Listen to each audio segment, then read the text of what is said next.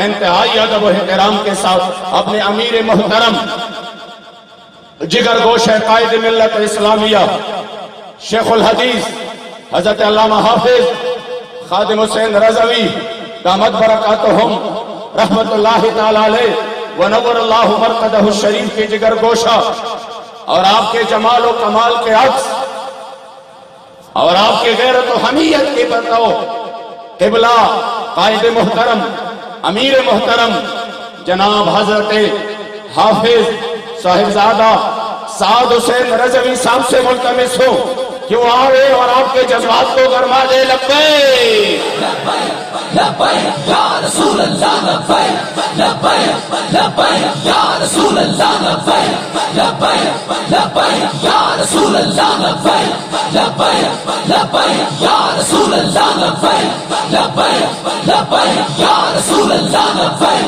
لبیک لبیک یا رسول اللہ لبیک لبیک لبیک یا رسول اللہ لبیک لبیک لبیک یا رسول اللہ. الحمدللہ نحمده ونستعینه ونستغفره ونعوذ باللہ من شرور انفسنا ومن سیئات اعمالنا من يهده الله فلا مضل له ومن يضلله فلا هادي له ونشهد أن لا إله إلا الله وحده لا شريك له ونشهد أن سيدنا ونبينا وحبيبنا ومولانا محمدا عبده ورسوله. أما بعد فأعوذ بالله من الشيطان الرجيم. بسم الله الرحمن الرحيم. إن شانئك هو الأبتر. صدق الله العظيم وصدق رسوله النبي الكريم الأمين.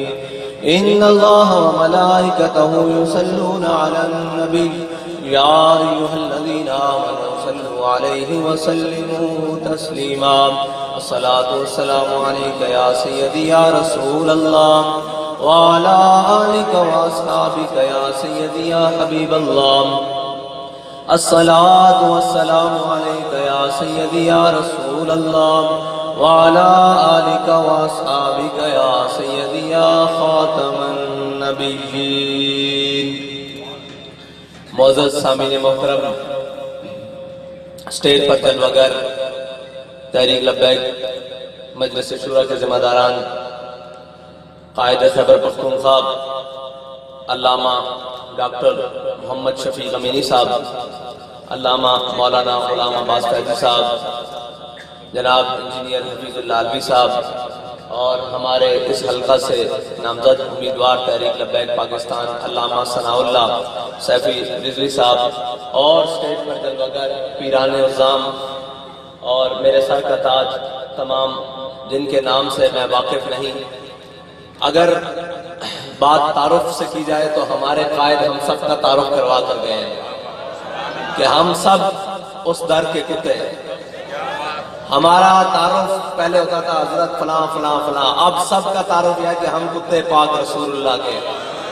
اور ہمارا مقصد کیا ہے کہ بھونکے شور مچائیں کہ ناموس رسالت گلشن کے اندر کوئی سور نہ آ جائے، کوئی غیر داخل نہ ہو جائے. ہم سب کا اسی لیے ایک ہی تعارف ہے کہ ہم اب اس در کے کتے ہیں اور ہم سب کی زندگیوں کا ایک ہی مقصد ہے اور مشن ہے، وہ یہ ہے کہ ہم نے حضور کے دین کو تخت پر لانا ہے. اور اس دین کو تخت پر لانا کیسے ہے؟ ہمارے قائد ہمیں جذبہ دے کر گئے ہیں. ہمیشہ یاد رکھنا، اسلام جو ہے وہ ہمیشہ کم وسائل اور زیادہ وسائل کے ساتھ آگے بڑھا ہے. اور جب وسائل زیادہ ہوئے، مسائل کم ہوئے، پھر مسلمانوں نے کبھی ترقی نہیں کی. مسلمانوں کی ترقی کا راز ایک علامہ اقبال کہتا ہے، میں تجھ کو بتاتا ہوں تقدیر امم کیا ہے. میں تجھ کو بتاتا ہوں تقدیر امم کیا ہے، شمشیر و سنا اول. علامہ اقبال کہتا ہے اگرچہ پاس وسائل نہ ہوں لیکن میدان لگانا پڑتا ہے، اور جب میدان لگا دیا جائے پھر میں تجھ کو وہ عزتیں دوں گا کہ قیامت تک لوگ یہ سوچتے رہیں گے کہ یہ کون آیا تھا، یہ کون آیا، یہ کون ذیشان آیا، یہ بابا کون تھا جو ویل چیئر پہ تھا، کون اس سے اتنی محبت کروا گیا کہ قیامت تک لوگ جنازے کے لوگ ہی گنتے رہیں گے. ایک وقت لگتا ہے، میدان لگانا پڑتا ہے، لیکن جذبہ خالص رکھتے ہوئے. وہ جذبہ کون سا تھا؟ وہ جذبہ قرون اولا سے لے کر آج تک جذبہ موجود ہے. اس کو جو اپنائے گا اللہ تعالیٰ اس کو عزت دے گا. حضرت عقبہ بن نافع رضی اللہ تعالیٰ عنہ فاتح افریقہ ہمارے قائد جو ہمیں جذبہ دے کر گئے نا، لوگ یہ کہتے ہیں کہ جی اب یہ بات نہیں بننے والی. ہم ان کو بتانے کے لیے آئے ہیں کہ جذبہ دن بدن بڑھ رہا ہے، کیونکہ افلاک سے آتا ہے نالوں کا جواب. آخر جو ہمارے قائد کی تکلیفیں اور مشکلات برداشت کی، ان کا ثمر کا وقت آیا جاتا ہے کہ ان علاقوں میں جہاں کہا جاتا ہے کہ یہاں تحریک لبیک پاکستان کا وجود کہاں، یہاں کون ان کو ووٹ دے گا. دیکھیں جناب، لوگ آئے بیٹھے ہیں صرف ووٹ دینے کے لیے نہیں، حضور کے نام پر جان دینے کے لیے بھی. لبیک یا رسول اللہ لبیک لبیک لبیک یا رسول اللہ لبیک لبیک لبیک یا رسول اللہ لبیک لبیک لبیک یا رسول اللہ لبیک لبیک لبیک یا رسول اللہ لبیک لبیک لبیک یا رسول اللہ لبیک لبیک لبیک یا رسول اللہ. جس جذبے سے ہمارے قائد نے ہمیں سرشار کیا، جس جذبے سے ہمارے قائد نے ہمیں بھر کر غیرت و حمیت کے جام پلائے اور عظیمت کے جام پلائے، وہ جذبہ کون سا تھا؟ حضرت عقبہ بن نافع نے جب افریقہ فتح کر لیا تو آگے سمندر آ گیا، آپ نے اپنا گھوڑا سمندر کے اندر ڈال دیا. علامہ اقبال کہتا ہے دشت و دشت دریا بھی نہ چھوڑے ہم نے، بارے ظلمات میں دوڑا دیے گھوڑے ہم نے.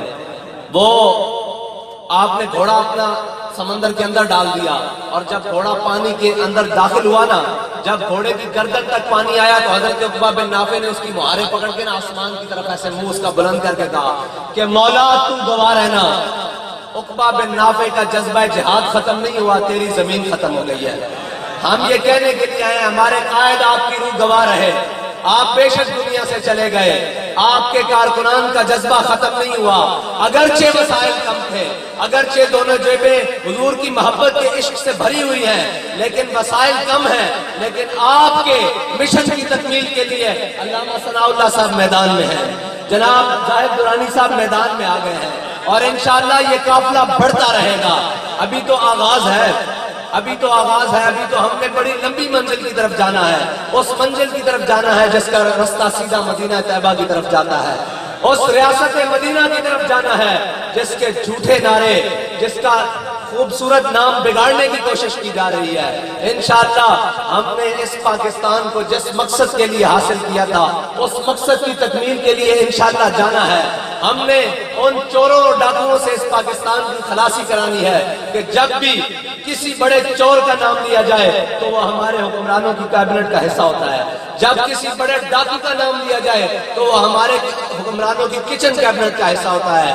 ہم نے جلد اس پاکستان کو ان انگریز کے چاکروں اور نوکروں سے بالکل فارغ کر کر حضور کے دین کی اماجگاہ بنانا ہے. اور جس مقصد کے لیے پاکستان بنا، اور جس مقصد اور جس نعرے کو بلند کر کے پاکستان کو حاصل کیا گیا کہ پاکستان کا مطلب کیا، لا الہ الا اللہ، دستور ریاست کیا ہوگا، محمد رسول اللہ. انشاءاللہ ہم نے پارلیمنٹ کو اپنی ٹھوکر کے ساتھ کھول کر کہنا ہے کہ یہ وہ پارلیمنٹ ہے جس میں حضور صلی اللہ علیہ وسلم کی ختم نبوت کی ترمیم کی گئی. اس پارلیمنٹ میں اس پارلیمنٹ کو ہم نے انشاءاللہ لبیک یا رسول اللہ کے نعروں سے غسل دینا ہے، اور انشاءاللہ وہ وقت قریب ہے، زیادہ دیر نہیں ہے. لبیک لبیک یا رسول اللہ لبیک لبیک لبیک یا رسول اللہ لبیک لبیک لبیک یا رسول اللہ لبیک لبیک لبیک یا رسول اللہ لبیک لبیک لبیک یا رسول اللہ لبیک لبیک لبیک یا رسول اللہ لبیک لبیک لبیک یا رسول اللہ لبیک لبیک لبیک یا رسول اللہ لبیک. اور آج کل یہ سوال ہو رہا ہے جی کہ یہ کرین والے کہاں سے آ گئے. میں نے کہا یہ کرین والے اس رستے سے آئے ہیں جس رستے سے حضرت بلال حبشی آئے تھے. یہ کرین والے اس رستے سے آئے ہیں جس سے عبادہ بن صامت آئے تھے. یہ کرین والے اس رستے سے آئے ہیں جس سے سعد بن عبادہ آئے تھے. یہ کرین والے اس رستے سے آئے ہیں جس رستے سے حضرت سعد بن معاذ آئے تھے. جب میرے آقا و مولا نے پوچھا کہ بدر جانا چاہیے کہ نہیں، جب ہمارے قائد نے پوچھا کہ فیض آباد جانا چاہیے کہ نہیں، تو ہمارے کارکنوں نے کہا آپ میرے قائد آپ پہنچے نہ پہنچے، ہم آپ سے پہلے آپ کے میدان کارزار فیض آباد میں پہنچ کر بتائیں گے کہ بالکل جانا چاہیے. جب حضور کی عزت و ناموس کا مسئلہ ہو تو پھر سارے کام چھوڑ کر میدان میں جانا چاہیے. جب میرے آقا و مولا نے پوچھا کہ جناب اے صحابہ، اے میرے صحابہ، اے میرے غلاموں، بدر جانا چاہیے کہ نہیں جانا چاہیے، تو حضرت سعد بن معاذ کھڑے ہوئے، کہا یا رسول اللہ سل حبال من شئتا وقتا حبال من شئتا سالم من شئتا آد من شئتا خذ من اموالنا ما شئتا وآتنا ما شئتا.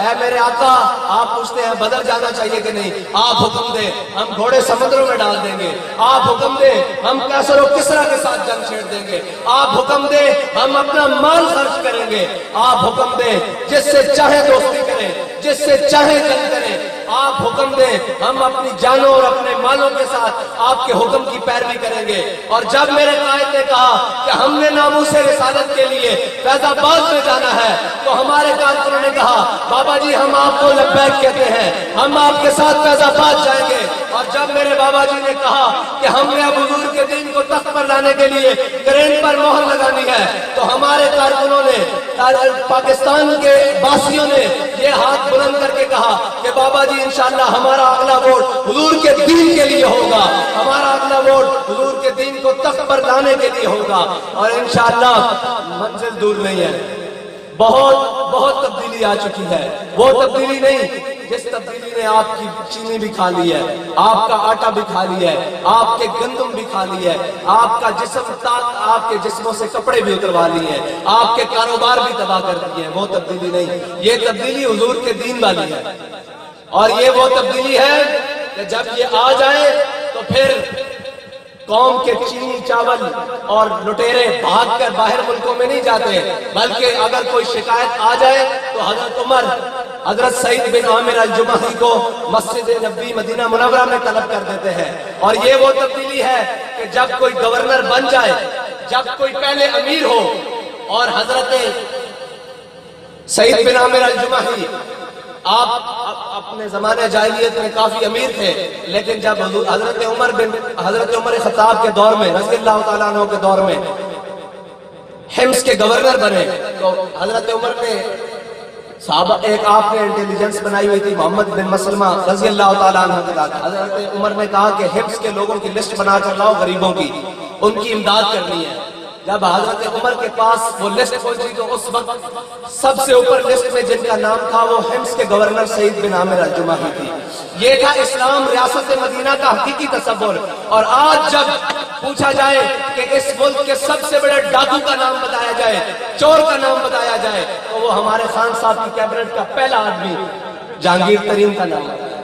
یہ ہے اسلام، یہ ہے اسلام، اور یہ ہے ریاست مدینہ کا جھوٹا نعرہ لگانے والوں کا فرق. اور جب ریاست مدینہ کہتے ہیں کہ اوپر بڑی ایمانداری ہے، نیچے سب چور ہیں. میں نے کہا ہمارے قائد کہا کرتے تھے پرنالے، سمجھتے ہیں نا آپ کی زبان میں کیا کہتے تھے پرنالے کو؟ جہاں سے پانی ناوال سے پانی صاف آئے تو نیچے بھی صاف اترتا ہے، اگر ناوال سے پانی گندا اترے تو نیچے بھی گندا اترتا ہے. آپ کہتے ہو کہ اوپر بڑا ایماندار ہے، سنیں اگر اوپر ایماندار ہو تو پھر نیچے ایمانداری اترتی کیسے ہے؟ حضرت جناب سیدنا صدیق اکبر کو جب خلیفہ بنا دیا گیا، حضرت جناب سیدنا صدیق اکبر اگلے دن اپنا سامان اٹھایا تجارت کا اور اپنے کندھوں پر رکھا اور بازار کی طرف جا رہے ہیں.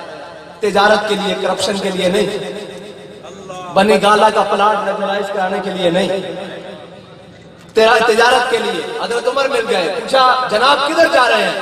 انہوں نے کہا جی تجارت کے لیے. صاحب ظاہر کرپشن تو کرنی نہیں، لوگوں کا مال لوٹ کر تو کھانا نہیں، بچوں کو یہودیوں کے پاس پڑھنے تو بھیجنا نہیں، اپنی مطلب بہنوں کی سلائی مشینوں کے ذریعے ارب روپے کمانے نہیں، حلال کمانا ہے. حلال کیسے؟ تجارت کے ذریعے. حضرت صدیق اکبر میں وہ سامان رکھا ہوا اور بازار کی طرف جا رہے ہیں. حضرت عمر آ گئے، انہوں نے کہا بابا اب آپ جو ہے نا وہ قوم کے حاکم بن گئے ہیں، اب آپ تجارت نہیں کر سکتے. قوم کا حاکم بن جائے تو بازار جا کر تجارت نہیں کر سکتا، وہ کتوں کے ساتھ کھیل سکتا ہے.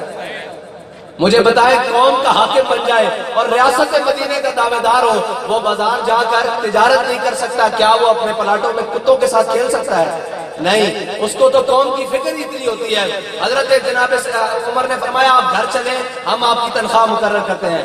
حضرت فاروق اعظم آئے اور اس امت کے امین حضرت عبیدہ بن جراح نے حضرت جناب سیدنا صدیق اکبر ریاست مدینہ کے پہلے حاکم، پہلے خلیفہ کی تنخواہ مقرر کی، ایک مزدور کی تنخواہ برابر کی۔ کہا کہ آپ کو روزانہ بیت المال سے ایک مزدور کی جتنی مزدوری ہے اتنی تنخواہ مل جایا کرے گی۔ حضرت جناب سیدنا صدیق اکبر اس سے گزارا کرنے لگے۔ ایک دن آپ گھر میں کھانا کھا رہے تھے کہ آپ نے اپنی زوجہ محترمہ سے کہا کہ گھر میں کوئی کھانے کے بعد میٹھی چیز ہے کھانے کے لیے؟ انہوں نے کہا بابا جی جتنی بیت المال سے تنخواہ ملتی ہے نا اس سے صرف کھانا روزانہ کا پورا ہوتا ہے، میٹھی چیز نہیں پک سکتی۔ یہ ہے ریاست مدینہ کا حاکم، یہ ہے ریاست مدینہ کا تصور۔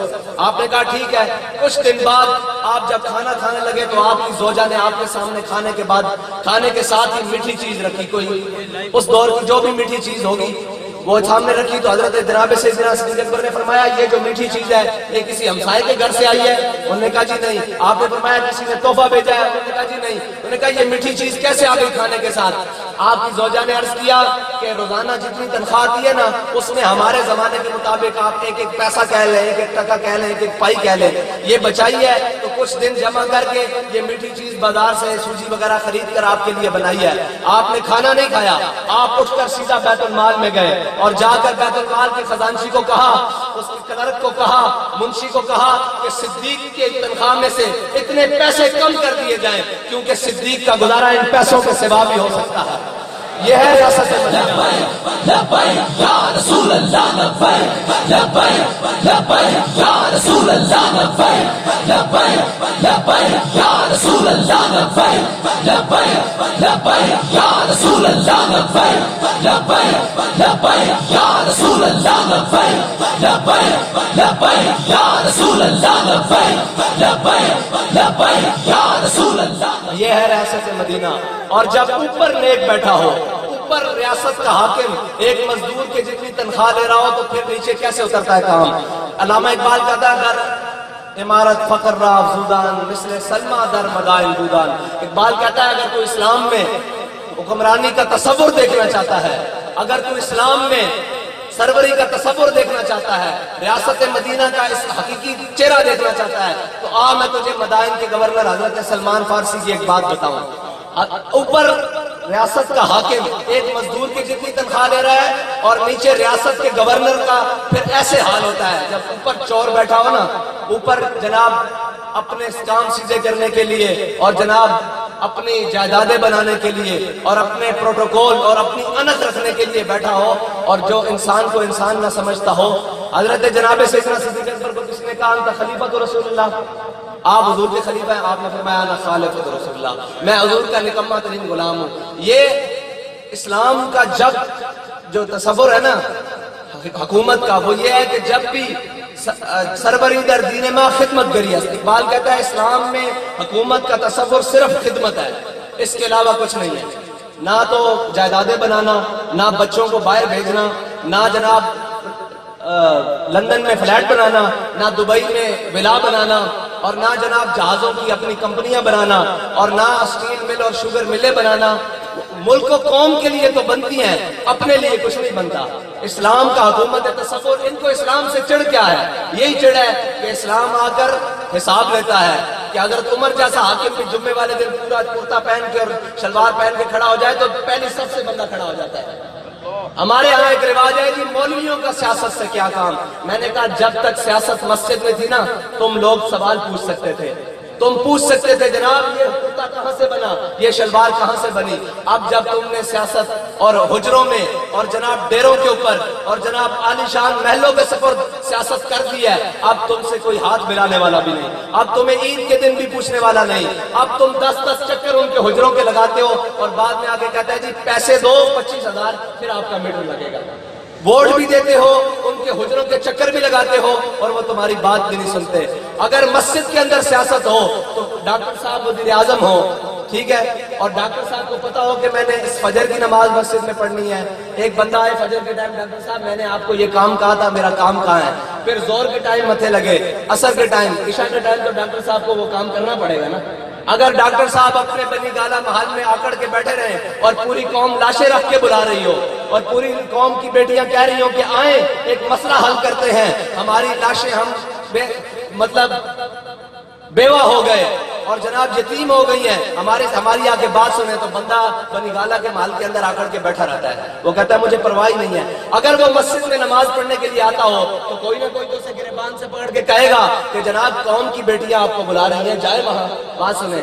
اس لیے مسجد ہی کے اندر سیاست تھی تو آپ پوچھ سکتے تھے کہ اس امت کے خلیفہ حضرت جناب فاروق اعظم جمعہ کے دن نیا سوٹ پہن کر کھڑے ہوئے، پہلی سب سے بندہ کھڑا ہو گیا، اس نے کہا جناب جو آپ کے حصے میں مال غنیمت سے کپڑا آیا ہے یا اس کی قمیض بن سکتی ہے یا شلوار، آپ بتائیں، پہلے جمعہ پہلے بعد میں پڑھیں گے آپ کے پیچھے، پہلے یہ بتائیں آپ کا یہ مکمل سوٹ کیسے طے ہوا؟ آپ نے فرمایا اس کا جواب میں نہیں، عبداللہ بن عمر دیں گے۔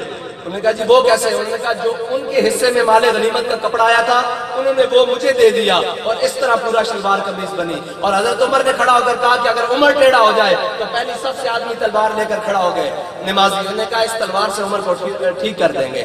یہ ہے جب تک مسجد کے اندر سیاست، اور جب حجروں میں چلی گئی تو پھر آپ دیکھیں ملک کے ہر چیز لوٹ کر کھا گئے، اور بات چل رہی تھی کہ اوپر نیک ہو تو نیچے نیکی اترتی ہے۔ مدائن کے گورنر حضرت سلمان فارسی ایک چوک میں کھڑے، تاجروں کا قافلہ آیا، تاجروں نے آ کر اپنا سامان اتارا، سارے مزدور تاجروں کا سامان اٹھا کر چل دیے، ایک تاجر رہ گیا اور ایک حضرت سلمان فارسی رہ گئے۔ اس نے دیکھا، اس نے کہا یہ بندہ کھڑا ہوا، اس نے کہا بابا مزدوری کرنی ہے؟ حضرت سلمان فارسی نے کہا مزدوری کرنی ہے، بالکل کرنی ہے، کیونکہ میرا اوپر حاکم جو ایک مزدور کی جتنی تنخواہ لے رہا ہے۔ کہا میں نے مزدوری کرنی ہے۔ انہوں نے کہا جی بابا اٹھائیں سامان۔ انہوں نے سارا سامان اٹھا کر کچھ حضرت سلمان فارسی کے سر پر لاد دیا اور کچھ بغلوں میں دے دیا، کچھ ہاتھ میں دے دیا۔ جب آپ مین بازار میں سے گزرے تو لوگوں نے سلام کیا، السلام علیکم یا امیر، السلام علیکم یا امیر، السلام علیکم یا امیر۔ وہ تاجر ہاتھ باندھ کے پیچھے ٹھٹک کے رہ گیا۔ اس نے کہا یہ کون ہے جس کو میں نے سامان اٹھایا ہوا ہے؟ انہوں نے کہا آپ کو پتہ نہیں ہے، یہ مدائن کے گورنر سلمان فارسی ہیں، اس لیے کہ ریاست مدینہ کا حاکم اوپر ایک مزدور کے جتنی تنخواہ لے رہا ہے اور نیچے ریاست کے گورنر ایک مزدوری کرنے پر فخر محسوس کر رہے ہیں۔ اسلام کا نظام حکومت یہی ہے کہ صرف اور صرف قوم کی خدمت، نہ کرپشن، نہ چودھری، نہ ڈیرہ داری، نہ جناب بدماشیاں، نہ ظلم، صرف اور صرف اسلام کا مقصد حضور کے امت کی خدمت کرنا ہے۔ اور جب تک اسلامی نظام اس ملک کے اندر نہیں آتا اور حضور کا دین تخت پر نہیں آتا، اس وقت تک پاکستان کبھی بھی ترقی کی راہ پر حاول نہیں ہو سکتا۔ اب آپ نے کھڑے ہو کر بتانا ہے کہ ہم انشاءاللہ جناب علامہ مولانا ثناء اللہ صاحب کو انشاءاللہ ووٹ دیں گے، اور جہاں یہ ہمیں بلائیں گے، الیکشن ڈے والا دن ہو یا کسی جلسے میں ہو، ہم ان کے ساتھ شانہ بشانہ کھڑے ہوں گے۔ لبیک رسول اللہ لبیک لبیک لبیک یا رسول اللہ لبیک لبیک لبیک یا رسول اللہ لبیک لبیک لبیک یا رسول اللہ لبیک لبیک لبیک یا رسول اللہ لبیک لبیک لبیک